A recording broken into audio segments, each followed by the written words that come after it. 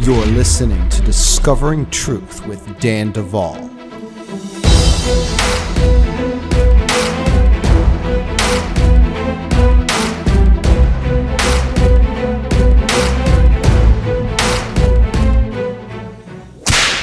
Hey friends, Dan Duval here to let you know that we're going to be out of the country for a while. If you haven't been following the Bride Ministries Church and you're not on that email list, we're going to be in South Africa, followed by Australia for a while, to the midpoint of March to be exact. So this podcast going out, this will be my last week in the States. Now, what I plan to do while we are gone, if I am able and have access, I will try to post some of the preaching and teaching events or parts of them that they allow me to this podcast, so that you guys have an inside view as to what the Lord is doing while we're out there, what's going forth, and all of that jazz. So if we can, we will. If we can't, we do have another podcast, at least one, that is going to release while we're gone, and we'll be continuing to put the podcast out once we return. And so I do have a potential plan, but if we go a few weeks without moi, please don't be discouraged. Now, with that said, we have an amazing guest today. And remember, danduval.com is the home of this podcast. And you can also check out our offering for those on a healing journey that want the educational aspect to go along with it. And even the potential for heavily discounted coaching.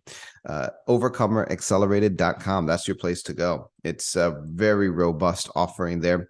And for those that have been journeying with us at Bride Ministries, I do want to, from this podcast, encourage you to continue to support Bride Ministries, even in my absence, because so many cool things are going on at Bride Ministries. In fact, we are in a building project right now as we are establishing ourselves on the land. We have 8.5 acres here in Katy, Texas, that the church is running.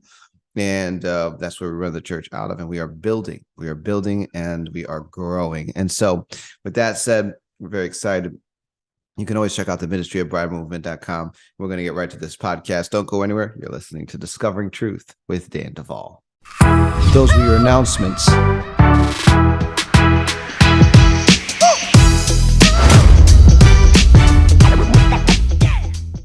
Friends, I'm sitting down with an individual who has become a bit of a friend over the past year. Her name, Alison Madrigal, and she is the founder of Rescue America.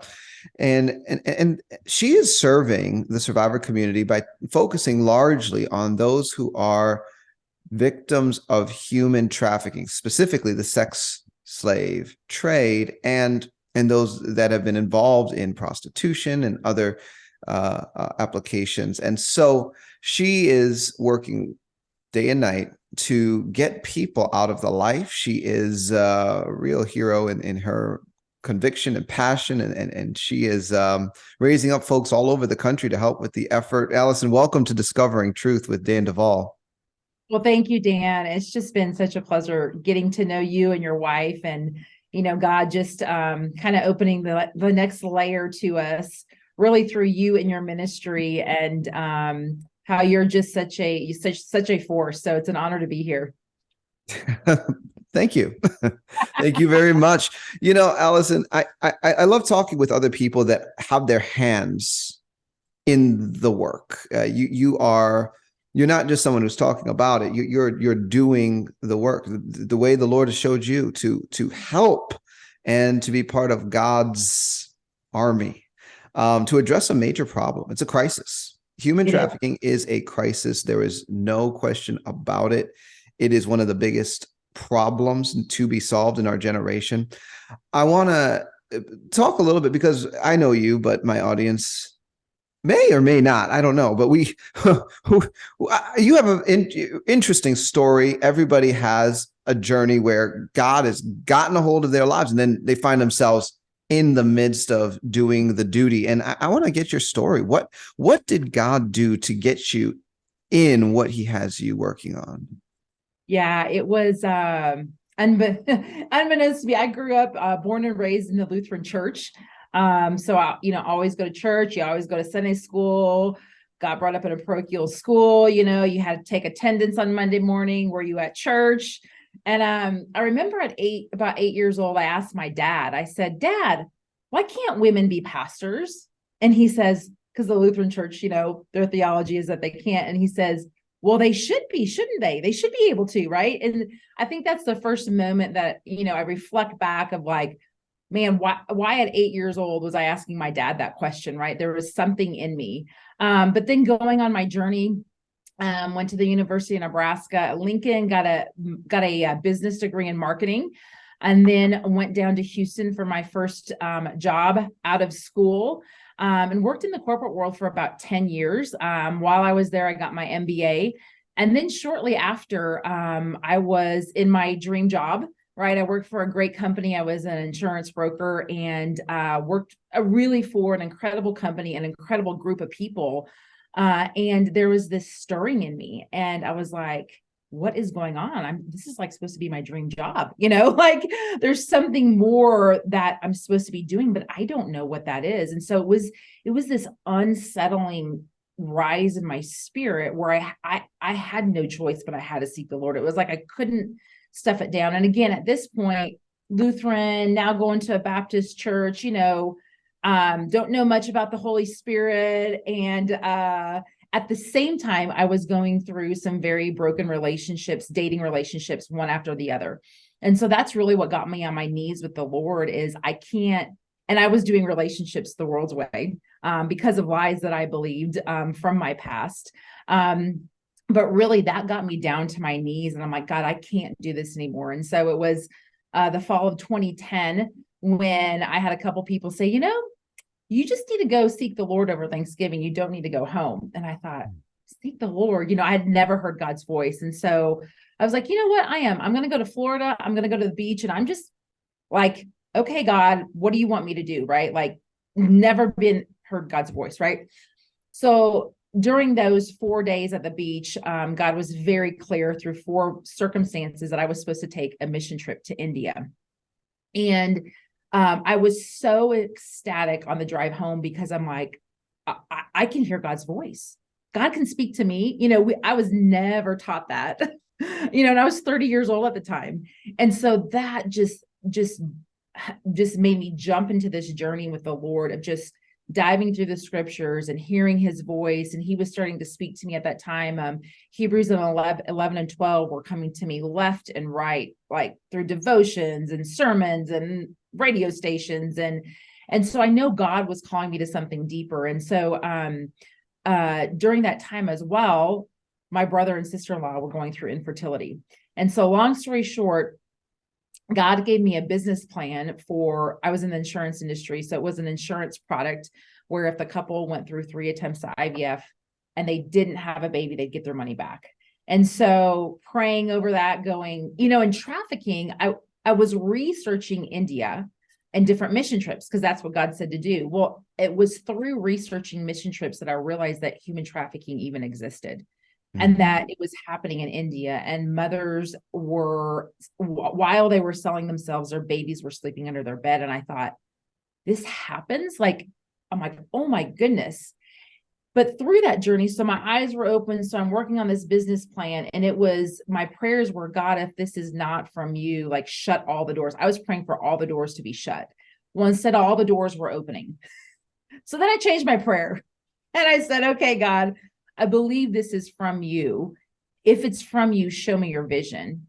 And I'm not kidding you. 10 minutes later, it was clear as day. It was not the audible voice of the Lord, but it was very close. And he said, take 50% of your profits to fund anti-trafficking work. And I knew in that moment, oh my gosh, this is it. This is what I'm supposed to do. And then 4 months later, he had opened so many doors that I quit my corporate job to launch my for-profit. Had zero clue that I was actually supposed to launch a nonprofit. But in the journey, it was a 2.5-year journey to get an insurance carrier to pick it up. But I had all this extra time, you know, living off 401k savings, asking God where your next piece of provision is coming from, all a journey. But during that time, I was interviewing different nonprofits on the landscape, specifically in Houston, understanding from a consulting funding perspective, where are the gaps and what do we need to fund, right?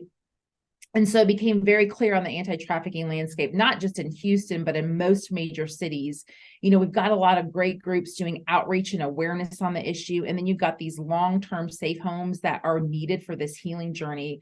But there's this gap between the street and that long-term care home. And so literally God just brought all the resources to me for a 24/7 rescue hotline. And so one of the founder of Elijah Rising at the time, she literally pushed me off the ledge and was like, Allison, we need this hotline here in Houston, like in 30 days. And I'm like, and God had done a lot of pieces, but I went home that day and I said, Lord, if you want this hotline in Houston, you have a lot of work to do in 30 days. Like God couldn't do it. But in 7 days, everything had come to me, which included a place to take the victims, law enforcement connection, and how we're going to do the rescue. So Rescue America, we are a 24/7 rescue hotline, an emergency response for trafficking victims. So when they call into the hotline, we strategize to get them out of their situation. They may be with their pimp right there in the room. They may be at the gas station. They may be at a friend's house. So every situation is different, but really strategizing how to get them out. And then what best home across the country to place them in, which that first step is usually emergency care, which are the homes that will take victims right off the street. So yeah, 2.5 years, Vitality Solutions actually launched, Rescue Houston, now we're Rescue America, launched a year before my insurance company actually did. And that thing is still on the back burner. That's part of the story that has not come to fruition, but I'm like, Lord, you said. So yeah, and for about the first 2.5 years of the organization with Rescue, I was trying to give it away because I had zero clue in my mind or knowing that I was actually supposed to run this organization. And then after trying to place 2 executive directors in place that did not work out, my eyes got opened and it was like, oh, okay, Lord, I'm supposed to run this nonprofit. Well, now it's on because now I want to take all my business skill set and just pour it into the nonprofit and run it. It's a ministry, but it's also run like a business. So yeah. So really 2017 is really when I took the bull by the horns and said, all right, we're doing this. Amazing. And so you come at this not from a background of personal exposure, but from a background of the Lord just did it. Yes. It's so fun. I mean, like, what did you call me to do? and the growth curve is sharp. Oh, it's intense.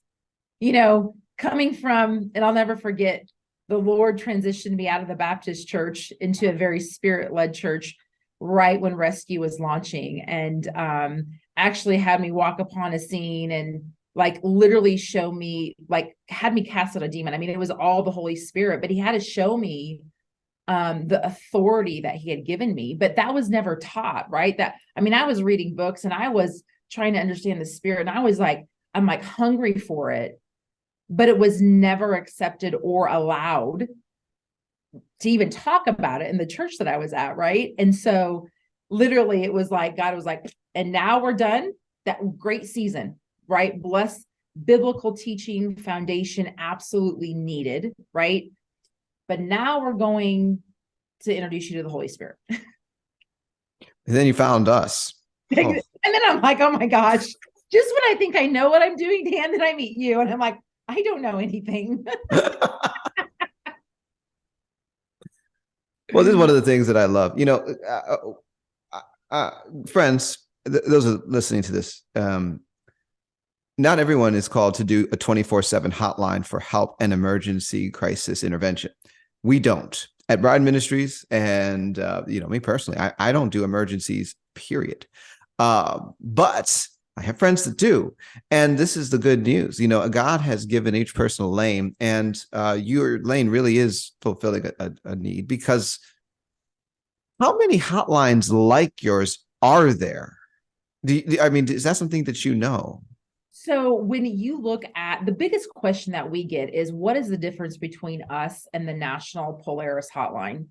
there's a huge difference in terms from a mindset of a victim. And so the national hotline, if you want to call in a tip or like, hey, I suspect trafficking going on here, call in that tip. But if a survivor calls the national hotline, they will typically be given a list of resources, or we actually get referrals from the national hotline. So there is it's basically, here's a list of resources. But, when you really understand the level of trauma that a survivor is in or currently in, they are not even cognitive in their mind to go through a list and determine what they need. And then, you look at all the anti-trafficking organizations out there from the homes, they all specialize, right?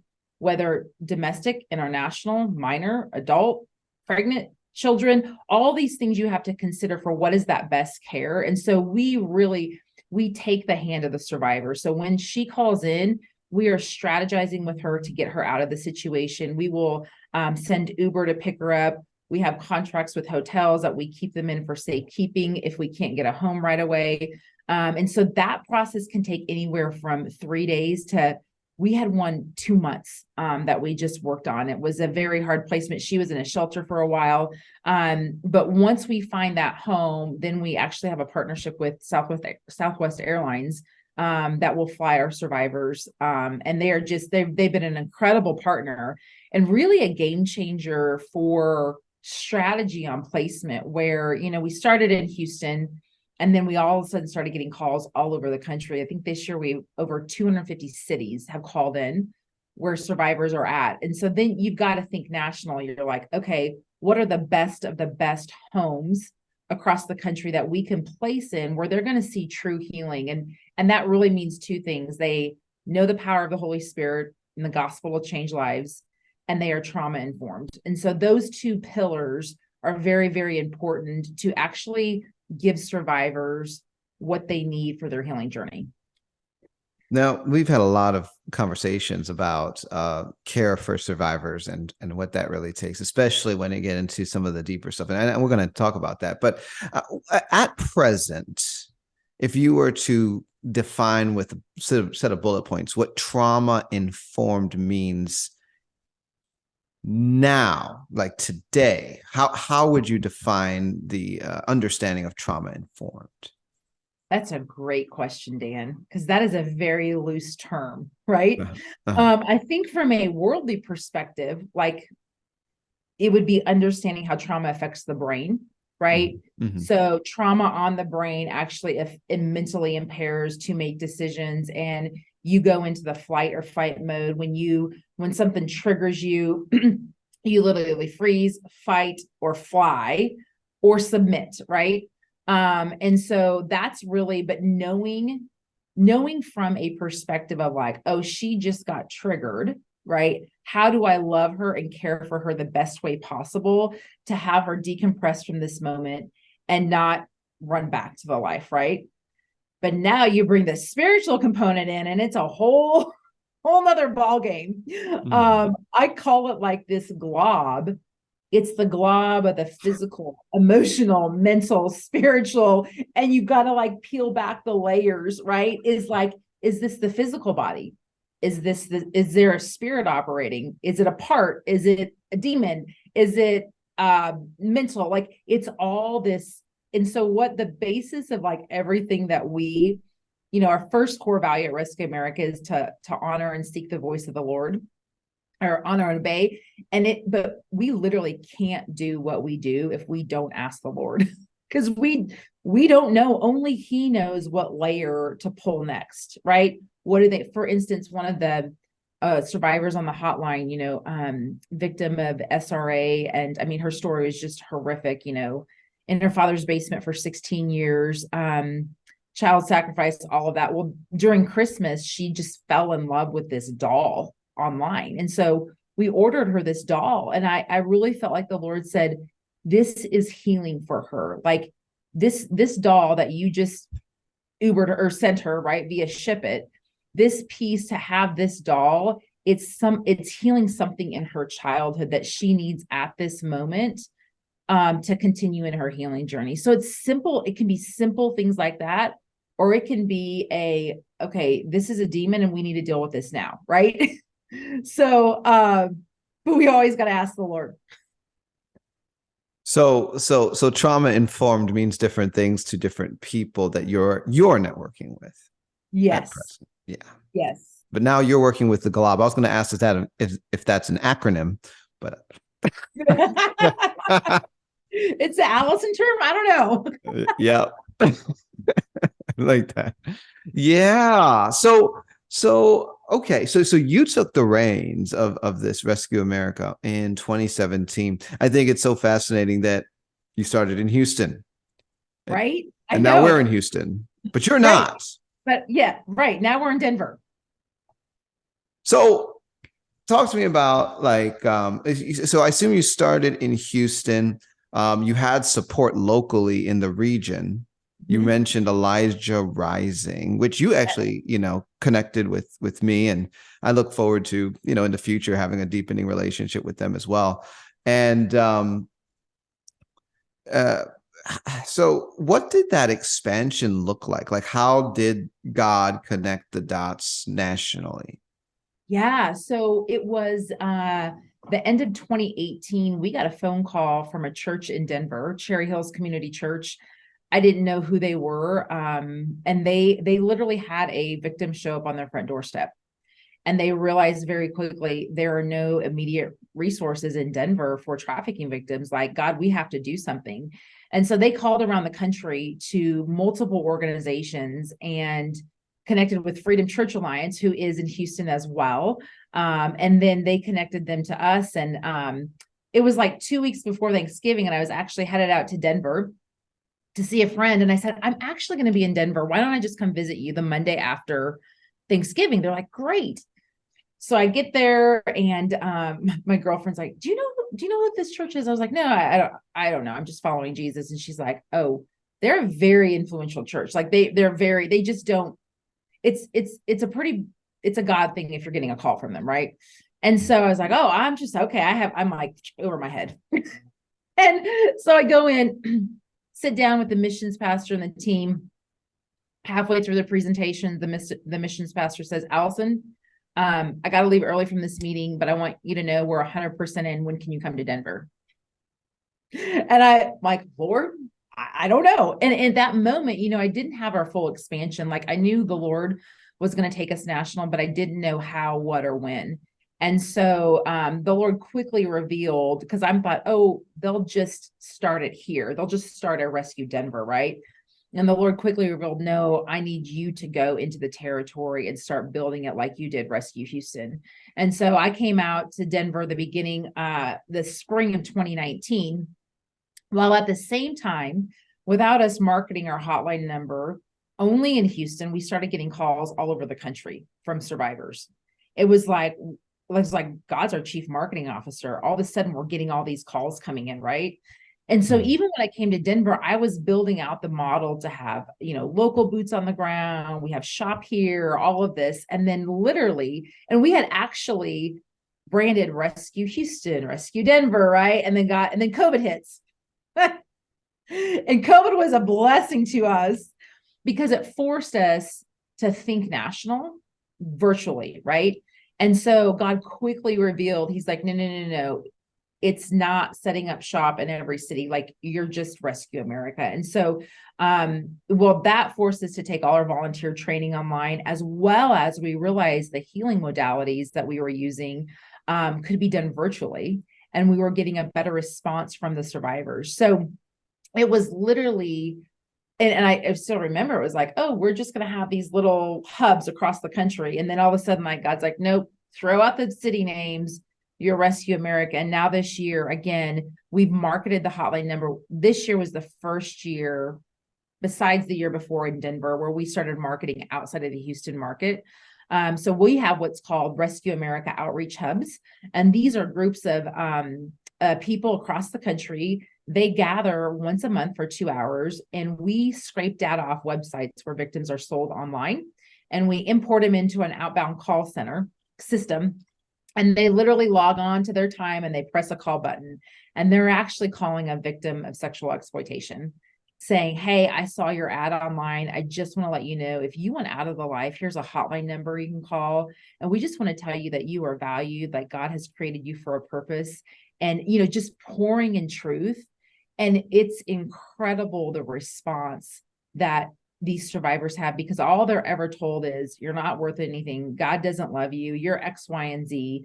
Right. So they're inundated with those lies. So to have a random phone call from a person like telling you all the opposite, that I was created for a purpose and God loves me and there's a destiny for me. It's like, what? And we've had survivors save the voicemails on their phones and say, you called me 6 months ago and I wasn't ready to leave my trafficker, but I'm ready. Come get me. So that's how we distribute the hotline number. And so we just this year added outreach hubs. We had them in Houston and Denver and Wyoming, and we just added in Dallas, and we've added LA, New Orleans, South Carolina. We've got one in Tennessee opening up, Indiana. So just throw it out there. If you're a person that says, hey, I can gather a group of people and we can make phone calls once a month, email us at info@rescueamerica.ngo. We have we train you, we equip you, we give you all the marketing material, and then you're off to the races. Phase 1. That's right. But then the real work begins when they call you back. That's right. Goodness great. Okay. So this is beautiful, right? Because you guys you're in a sense evangelistic in that you're going after the lost. You're seeking those that need to be found and building a bridge. And I think that's awesome. I think that's awesome. And it's profound how when you follow God, he is provider. I mean, gosh, I mean, is there a year that you don't have a testimony of the provision of the Lord? No, it's actually weekly and monthly now. I mean, in fact, we're going to start we're going to start these 1-minute miracles of the Lord, because for people to know how much the Lord's hand is in this. And we even have testimonies that we can't share, because maybe we'll be able to share 5 years from now, because it's so miraculous. I mean, like victims are walking out of the house right in front of their trafficker, and the trafficker is blinded, right? Like there's just huge testimonies of them literally, and the Lord has been speaking Zechariah 4:6, not by might, not by power, but by my spirit, says the Lord. Come on. And then he took me into the word might. And, in my Bible, it talked about might being like a militant force and all this stuff. He's like, no, it's not by militant force. It is literally like acts.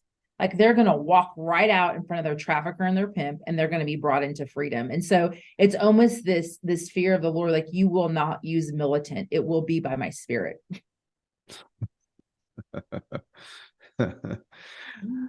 Yeah, God is so good. This is what I'm convinced of. I'm convinced that God's heart is deeply broken over human trafficking. And if you want to touch a deep place in the heart of God, go after those that have been trafficked, and not just, by sex traffickers and labor traffickers, by satanic cults and covens. I mean, this is and the government agencies that are dark. This is where the Lord's heart is heavy over what's happening. And when you partner with what God cares about, oh my, he'll pour it on thick. Oh yeah. I mean, I always say his heart, it's like he's pouring out as much as we can hold, as quickly as we can hold it, because his heart for these victims is so strong. I mean, just it's a fierceness for them. So you get into the work, right? And this is part of the reason why we're connected, because, I think that we've had this conversation. So I'm just going to bring it to the podcast.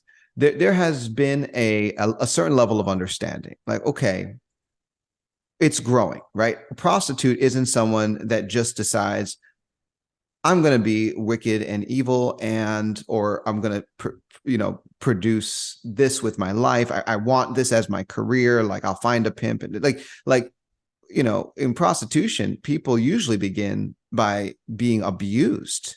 Exactly. And it's something that they are then funneled into, usually by handlers that either start off as parents or uncles or aunts or family members. Which is why the logic around prostitution has been changing in police enforcement. It's like, well, they're not the actual criminals, though, because a lot of these men and women end up here not by choice.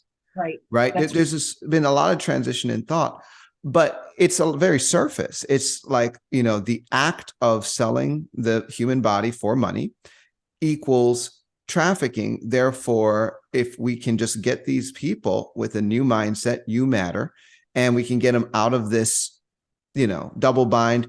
You are working off a debt you can never repay, that only your handler knows what the numbers are, and you just have to stay in this house or situation or whatever.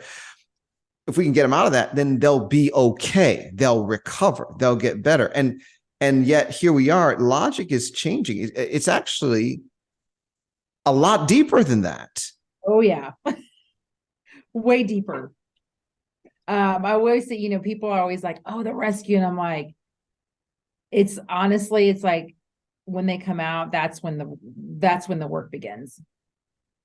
And, with the glob, as I call it, the Lord has pulled back the curtain, getting to know you, Dan, and talking to others that understand really the occult and how they operate and their strategic plans of literally controlling these women and these organizations, knowingly, good hearts, intended, called by the Lord.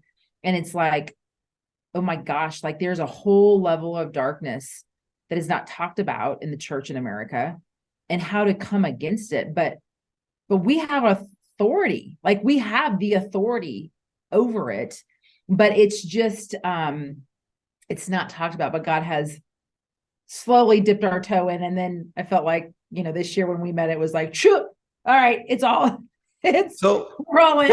What was your introduction to the, we could call it the occult influence on trafficking? At what point did that become awakened to you? I think it was about 2 years ago, I heard the term satanic ritual abuse. Mm-hmm. And I bought a book, and it's still sitting on my dresser, about it. And I thought, what in the world is this? And I'm like, okay, Lord, well, you will just talk to me about this when it's time. And then, so it was about a 2-year, I knew the term, but I really didn't feel the season to dig into it. And then it's just been this year, God has, completely, it's, biggest thing too, I've learned in ministry is like, there are seasons, right? It's like seasons of building, and then seasons of pruning, and then seasons of harvest. And we just got through a pruning season, in our organization, but it is for what is coming. And not everybody's called to this level, to fight at this level, and that's okay, right?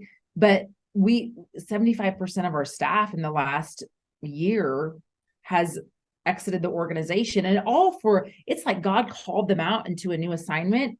But then God brought in and repositioned, and is repositioning the whole organization to be able to respond to what we're seeing. And it was really this summer that we started getting hotline calls. And then I think we've been serving them for a while, and maybe we just didn't know it, but God has now let us know, victims of satanic ritual abuse that have DID, victims that are gang stalked, victims that are MK Ultra. I mean, we get emails in, and they start just sharing now. They'll just share with our exit strategist on the hotline. It'll just start coming out. And so it's not like we're going and looking for this to fight this. It's just here. And so we go, okay, God, it's here. What do I do? And I remember when we were first walking this out, and I Marco Polo and some partners, like, guys, here's the deal. Like, do you know any resources? And they're like, yeah. Have you heard of Bride Ministries, Dan Duval? And I was like, I'm supposed to be having a phone call with him tomorrow. So God confirmed you, Dan. I think it was like 7 different people or conversations that didn't know each other. And it was Dan Duval, Bride Ministries. So that's when you go, okay, Lord, I got it. Oh, that's funny. Wow. Yeah. Okay. I mean, but and this is my conviction, right? My conviction is a whole lot of people that have been placed in human trafficking situations have a foundation that is occult. And Yes. the problem is it's mandatorily written out of the narrative because people don't want to serve that problem. They want to serve a problem they understand. They don't want to minister into a realm that actually touches the nerve endings of the deep state and the power players who sit in the political offices at the top of the food chain. They want to redefine the problem. And I think the simplistic view of what human trafficking is the redefinition of the problem, not That's the good. other way around. Yeah, But that's good. it's a tough pill to swallow for a lot of people, even that are on the front lines. Yes. Yes, absolutely. It is. Yes. There's a group that God has brought together that is of him and from him, and you couldn't make it happen, that are the ones saying, we see this, we believe it. And we just got educated at a whole nother level here a couple of weeks ago. And I wish I would have had a camera in the room, because I think all of our jaws were like on the floor, because we were being educated on something that we were trying to fight in the natural. I mean, we prayers, we had intercession, you have that, but at a whole nother level, it was like, oh my goodness, this is what's behind the curtain. And so now we're on a journey with the Lord to be like, okay, one step, one day at a time, of how do we really bring true holistic healing to these survivors that are coming out of SRA, DID, and the occult. Wow. So talk to me about placement of those that are reaching out, and challenges and victories and that whole conversation, Allison. Yeah, it's a joy and a love, and it's hard and it's ugly and it's tough, but you have to have so much discernment. Because, so just an example, we have a victim call in who's DID, right? So we have our exit strategists are on call. They're like, think of them as 911 dispatchers, but they work nurses hours. So 3 12-hour shifts a day, right? And we've got to stagger it for the health of them and everything. Well, so we've got exit strategist A answering the phone today, working with the survivor, finding placement. We have exit strategist A and B, and then tomorrow we'll have two new ones. But a victim can call in and be personality 1 today, right? And then they call in tomorrow and be personality 2, and then it's like, wait, these 2 sets of workers are talking to 2 different people. And so we've had to absolutely learn unity and communication, and just the unveiling of like, hey, like, for what we were shown yesterday, that was the right decision. But now what God's revealing today, let's go back to the drawing board and figure this out. But it's really, I believe, the strategy of heaven for God to release a peace and show us through each person on the team. And it's forging a deeper level of unity that we've never really operated in before, that we have to operate in for for freedom to come. And so, so you've got that piece. And then, there are, in the anti-trafficking industry, the barriers to entry into some homes are super high. Like, 30 days, they have to be drug-free, alcohol-free. They can't have DID. They can't be on these medications. And so every home has their own list of rules for their own reasoning of what, God has called them to.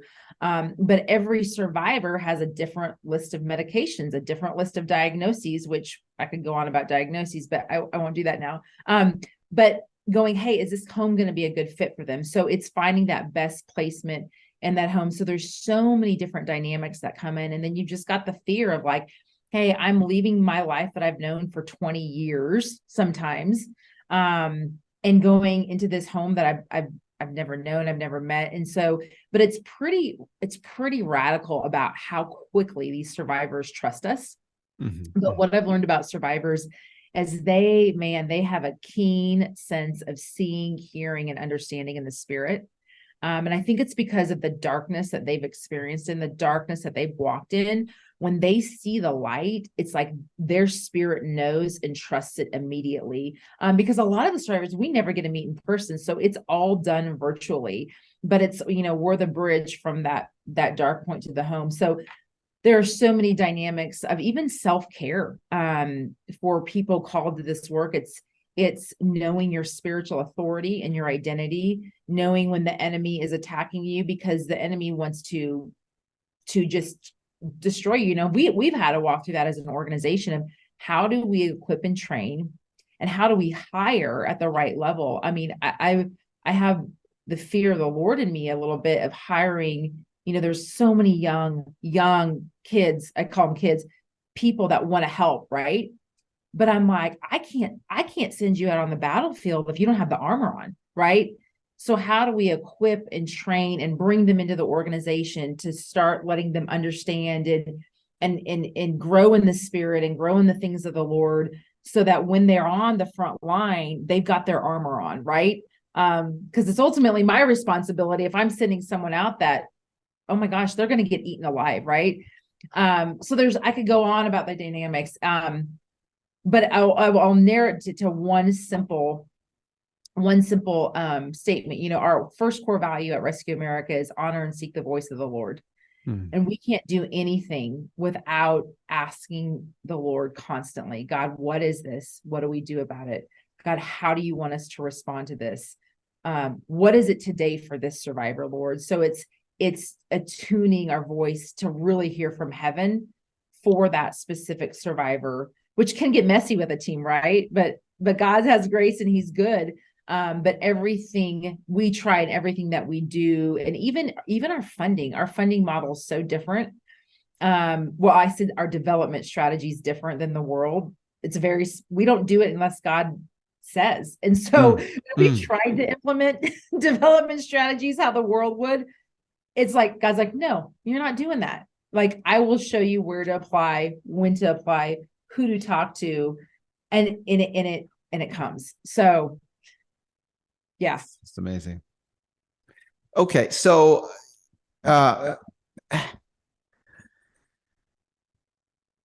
you're getting these people from their captivity and into these homes. Now, what are you noticing is I guess some of the biggest factors in that survivor's ability to stay in the place where they've been put and heal, and versus the alternative, which is to leave and find a way back? Like, what do you have to say on that part of the conversation? Great question, Dan. When you ask me what is trauma, what is the definition of trauma informed? So trauma informed is like, okay, getting her out of flight or fight, right? Knowing what the brain's doing, giving her coping mechanisms, which there's great tools out there, tapping and deep breathing and all of that. But there's a whole nother layer, and it's the spiritual component, and it is the work of the occult to keep these survivors, yanking them back out, pulling them back out from a complete spiritual perspective. So it is the demonic coming in and controlling them and getting in their body and making them do things even into the home to the other survivors, right? So there may be a victim in there that's SRIDID, and they've still got all this stuff that hasn't healed yet. And now they're coming at other survivors in the home, right? Now, if the leaders don't understand DID or SRA, of course, they're like, you're going to the mental hospital, right? Because they don't understand the force that's behind the survivor. And so I would definitely say it's a spiritual component that God has us on a journey of unpacking and understanding his spiritual tools. I call it our spiritual toolbox. Okay, Lord, you've given us these tools of prayer and fasting and intercession and deliverance and communion and all of these things. But it's like, God, what today for this survivor? So understanding you can't just look at the physical. You really have to go into the spirit and help the survivor, right? Because they have to want the healing too, right? We can't get them healing if they want, they want witchcraft and they want tarot cards. Okay, we bless you, but we can't help you, because we know that true healing is that spiritual root of Jesus coming in and being the one and only Savior and Lord in their life. Yeah. And that's, I think, really a major growth point. This is something that is over the next years, right? Because we talk about the past, the present, and the future. I think in the past, human trafficking has largely just not even been understood. Like, I didn't know human trafficking was a thing for many years of my life. The same. It just, or did I? I mean, or satanic ritual abuse for that matter, Right. or government projects. I mean, each one of these is a big red pill to swallow, and it changes your worldview, and it's like, wow, how big is this problem really? But then, you get past all of that, and when you look at where the help is, I think that there's a lot of well-meaning individuals that God is now saying, we're going to actually equip those that are helping for the work. It's like we're still like the Amish. We're in the 20th century, like, but we're farming with hoes and like oxen drawn, tills, and it's like, no, there's better equipment out there. Like, there's more to the story, and there are ways to get it done. And I agree that spiritual component, and I mean, it is also the soul, but it's like, the brokenness on the inside, soul, spirit, the whole thing. It leads to these complex entanglements in the spirit with entities, with other people, organizations, evil societies that don't go away because a person moves. And it's like, how do you now expand the message, right? I think that's why I do the podcast. It's like, someone's going to hear this. Like, someone say that maybe Alison Madrigal will guess at some point. Like, who knows who's going to? But and it's like, wait a minute. We have a mission. We know what we want to do. We want to help. Are we helping? Okay, yes, somewhat. But if there are some major gaps, why? And as we begin to deduce our way to the right answer, we realize, wait a minute, we have to reconsider some of the approaches that we're using, and that's where the spiritual thing comes. I mean, it's an unavoidable development. Yeah, absolutely. 100%. And that's where it's like, it comes back to faith. It's like, God, no, I know who you are. You're King of Kings. You are Lord of Lords. You rule, and you are healer, and you are provider, and you are all of this. So if we're not seeing this, then what's in the way? What don't we know? What do we have to, how do we have to partner with you in order to see this? Because I know that's who you are, right? I know that's your character. I know that's your heart for this survivor. So it's this I think that it's this stirring, and it's this like journey to search out, like, I believe this is who God is, but then the endurance to walk it out and search. And don't get me wrong, there are days where I'm like, what? Like, I thought we got this one free, and nope, like, it comes back around, right? Because we get a lot of callbacks on the hotline too, where when we place in a home and, they're not equipped to handle. And sometimes we don't know when we place them, right? We don't know that they are SRA DID, right? And so then the home has this, and then all of a sudden it all comes out, and then they can't care for her. And so the Lord has really positioned us in a unique way on the landscape of, like, I call it the riffraff. I'm like, it always comes back to us. And I'm like, well, we don't have a choice. We got to figure this stuff out. Like, if you called us to this, then there's an answer, right? But it's the pressing through and meeting the Dan Duvals of the world to help us. Okay. Well, and this is the thing, because when I've imagined, like, because I've been talking about survivor housing for years, like, I I want to offer that service. Now, what I realize, the deeper I get into the world of ministry and the calling, let's call it the calling, because the calling is bigger than Bride Ministries. Like even this podcast is not on that platform because I don't want anything to stop me from saying what I need to say, politically or otherwise, on this podcast. But the honest truth is, like, as I've imagined survivor housing, what I realize is if there is not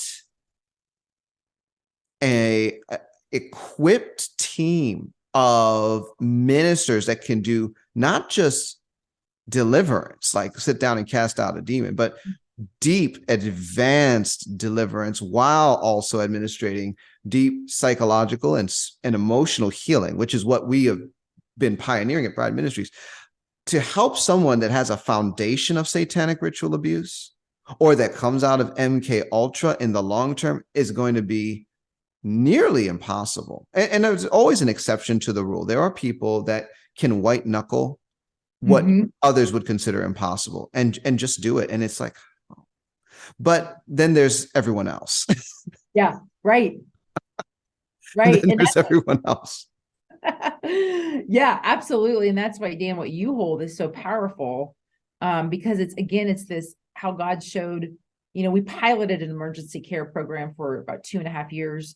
And the program itself was all these different ministries, and they each had their own healing modality, God-given blueprint from heaven. And then when you combine them, I mean, our success rate of lowering PTSD in 60 days was 68%. Wow. When you compare it with the world, the clinical world says if you have a 9% decrease of PTSD, you're doing good. Wow. And so, there were really two main, and these were survivors that were in shelters. Okay. And so the two main components that we had was the exchange ministry. I'm actually Becky Castle in Houston, but it's all about the gospel, but it's about your identity in Christ, knowing your identity and your authority, but also spirit-led prayer sessions of asking the Lord, what lie am I believing that's keeping me stuck in this place?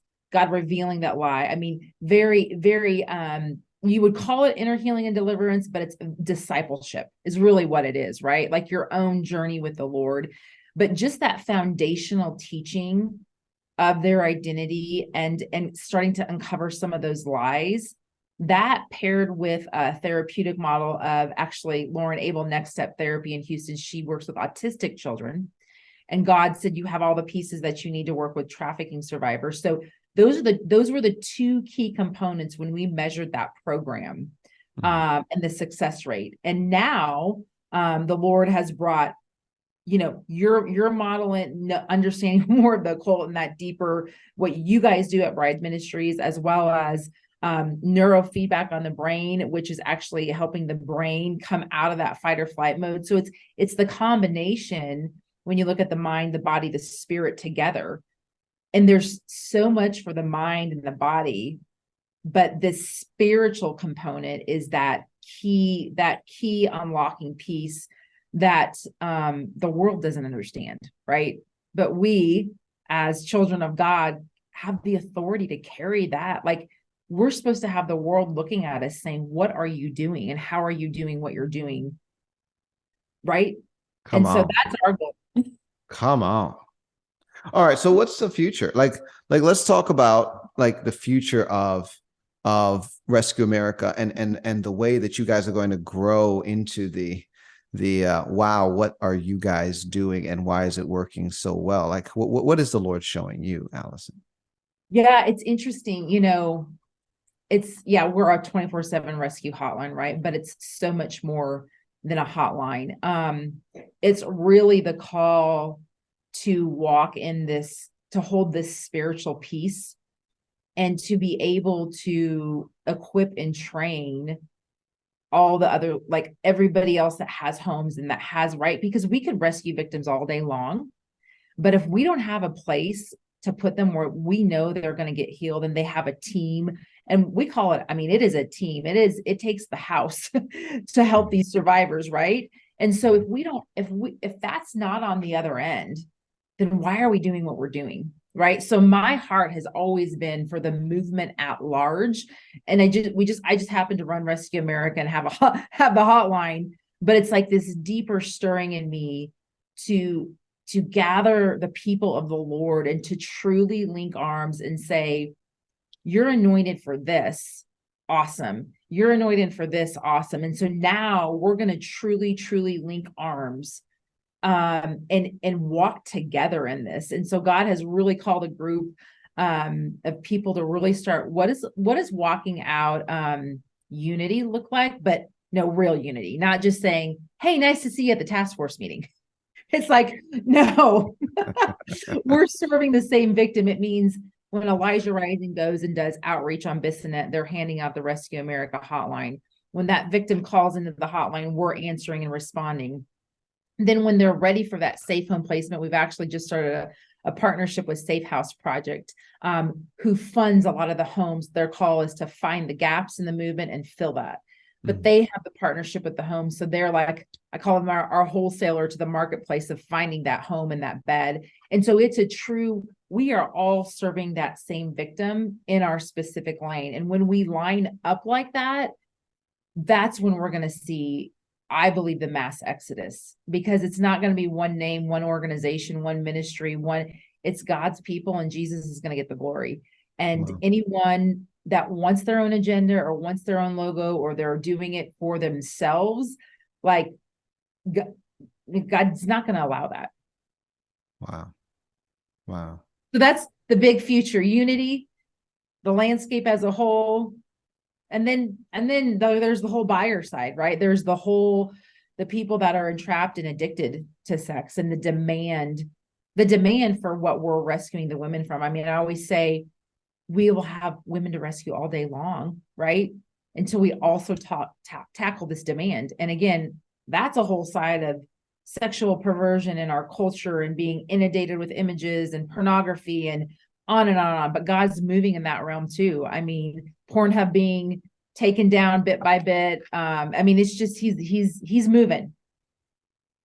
I mean, you're right. You know, that's true. You're never going to solve the problem until you cut off the demand. Yep. The moment demand is gone, like that's it. You can't sell a product no one wants. You're going to have to find another business. That's right. And that again goes, in my mind, back to the same fundamental foundation of hidden occult abuse and incest-based abuse, because a lot of buyers come from the same background. Absolutely. I know, yes, personally have walked through being in close relationship with addicts, right? But God's like, look at them through the lens of what you look at a survivor, and their story is the same. Typically, there's always sexual abuse that's young. There could be a broken home. There could be foster care, but even just sexual abuse, and even coming from a very wealthy, well-to-do family, sexual abuse and, being introduced to pornography when you're 10 years old. And that's the norm that dad goes and does, right? It's what else? Like they're all survivors, right? If you look at their story and you go back to when they were children, they all have trauma. And most of the time it's sexual abuse. In fact, I don't know a case that it hasn't started with young sexual abuse. Wow. And that's where the enemy gets in. Yeah, and that's the I think a part of the conversation that also deserves a flashlight, a bit of a highlight. It's okay. Well, let's talk about buyers. Let's talk about the brokenness that they have. Let's talk about the absolute void of healing that they've been afforded. And the problem is you can't help someone that isn't asking for it or signing up. Right. But sometimes, I think the tools, even in the body of Christ, have failed people. It's like, okay, I have a porn addiction. It's like, well, then just stop watching porn. And it's like, so I'm going to really try hard to stop. I'm going to really try hard to stop. And they try and try and try, and then they get tired. Yep. And then they stop trying. And guess what? They're still in bondage, because that's right. It's deeper. It's deeper than just effort. It's not just a decision. I'm going to start. I'm going to stop. Like addiction lands on deeper levels. And so, if our tools are effective for the buyers, even the people that, are messed up but are reaching out for help, that's a necessary part of the equation. 100%. 100%. And here's another side of it that I think is just really, really, because I heard one time I heard a guest say it on this podcast, and I've been saying ever since.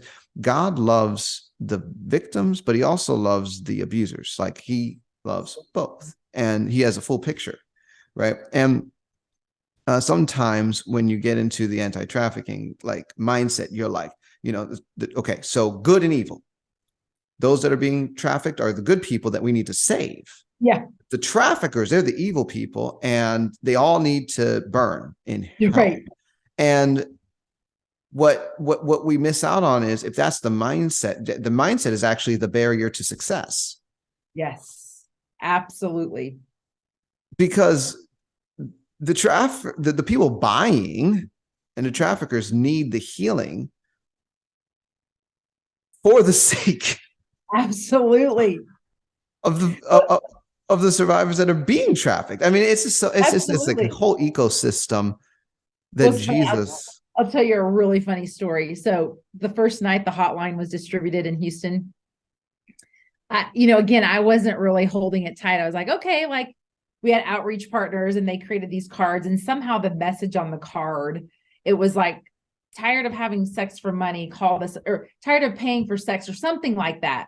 Well, the message on the card was like, hey, we've got free sex. And wow. So the first night, these men were calling into the hotline, and I'm a one-man, there's outreach groups, and I'm sitting in my condo going, and I'm all of a sudden frozen in fear, because I'm like, oh my gosh, these are the traffickers, they're coming to get me, all this. And I'm processing it. I'm like, oh no, the message went out wrong. And so I wake up the next morning and I'm like, Lord, what was that? And he said, I love the men too, and they need a hotline. The buyers need a hotline. The traffickers need a hotline. Everybody needs the fair opportunity, right?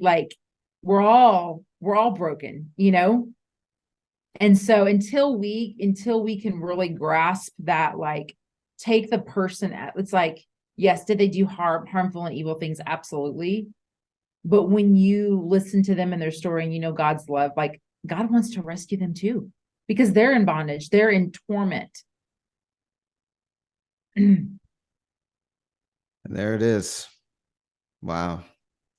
So there's a lot to look forward to, Allison, because I know the Lord, he's not going to quit. He's not done yet. Like they say, no, God's not done yet. I think he's just getting started. All right. Well, tell me, tell me a little bit about how people can connect with Rescue America if they're feeling prompted. Yes. So if you're you're feeling the Lord stir to volunteer, you can go to rescueamerica.ngo. If you go to our Get Involved page, you can see different volunteer opportunities that we have. Hotline advocates or outreach hubs. Email us at info@rescueamerica.ngo. Now, if you're a survivor and you want out of the life, you want away from your trafficker or pimp, you can call us at 1-833-599-FREE, or go to exitthelife.com.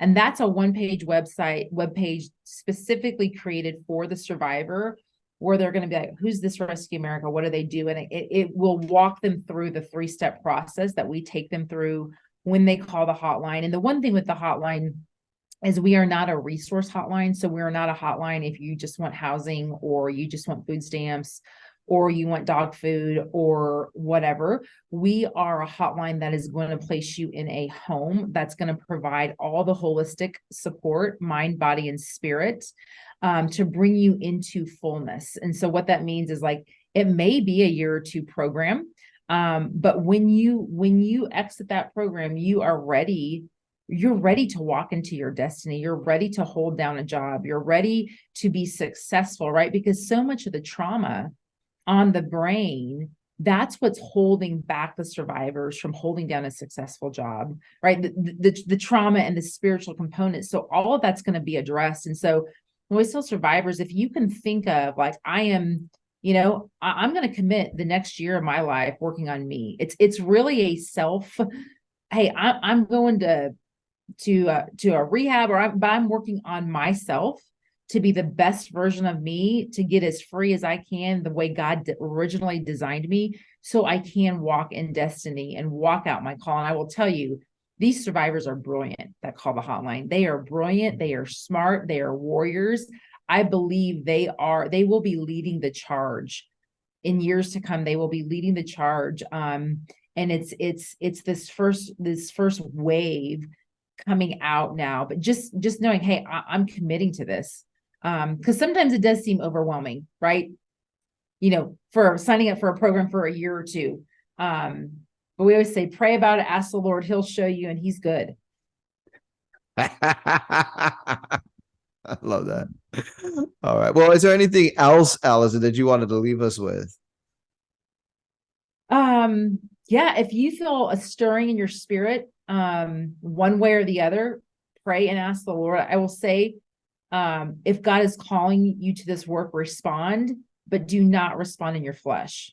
Do not say, I want to go do that because it looks cool.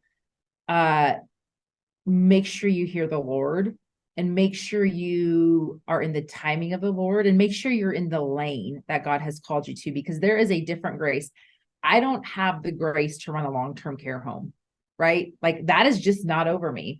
Now, I have a grace to run a hotline, but I will have long-term care partners that say, I could never run a hotline.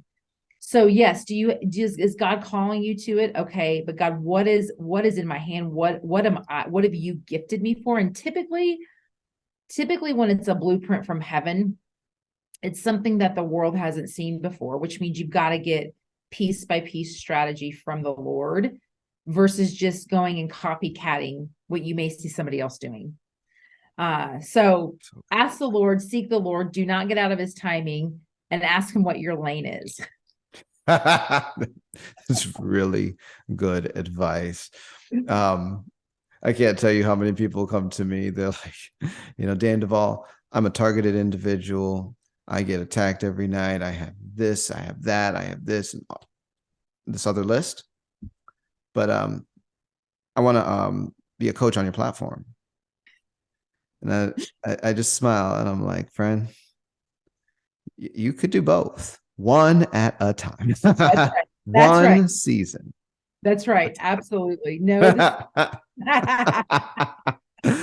Yes. Amen. Well, thank you. So, Allison, you've been a pleasure, and we'll be talking more in the future. And I know God's going to continue to open up stuff. So we will be in touch. But friends, this is Allison, rescueamerica.ngo. And with that, until next time, God bless. Bless you. Godspeed.